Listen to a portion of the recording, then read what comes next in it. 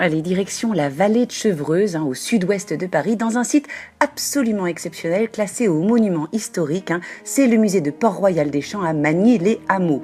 Un domaine immense de 35 hectares qui abrite entre autres les ruines de la célèbre abbaye de Port-Royal. Une abbaye qui a plus de 800 ans, mythique puisqu'au XVIIe siècle, elle est devenue le lieu d'opposition à l'absolutisme royal. Un lieu que Louis XIV a fini par raser en 1712 après 50 ans de bagarres acharnées. Un lieu prisé par les intellectuels, évidemment, les écrivains comme Jean Racine, Blaise Pascal, La Fontaine ou encore Madame de Sévigné qui ont laissé leur empreinte ici. Un lieu prisé aussi par les artistes pour son paysage préservé. Et c'est là que la famille Bonheur va vivre pendant un demi-siècle.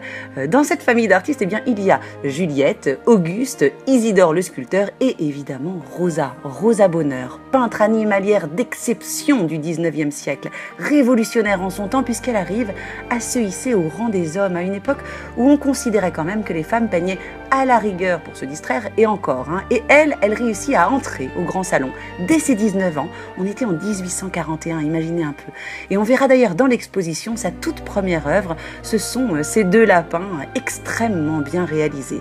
Et c'était téméraire à l'époque de peindre des animaux quand on était une femme, parce qu'il faut se souvenir que pour avoir le droit, juste le droit d'entrer dans une foire aux bestiaux, il fallait une ordonnance de l'État, une permission de travestissement, comme on disait, pour pouvoir porter un pantalon. Voilà. Et puis la carrière de Rosa Bonheur va s'envoler. On s'arrache ses vaches, ses pigeons, ses moutons à prix d'or.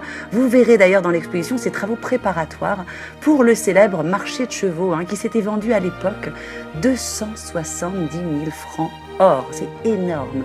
Rosa Bonheur qui sera la première femme à recevoir la Légion d'honneur. Et ici, on va découvrir non seulement des œuvres de Rosa Bonheur, chose rarissime parce que la plupart de ces chefs-d'œuvre sont rares en France, ils sont souvent à l'étranger, en Angleterre ou à New York.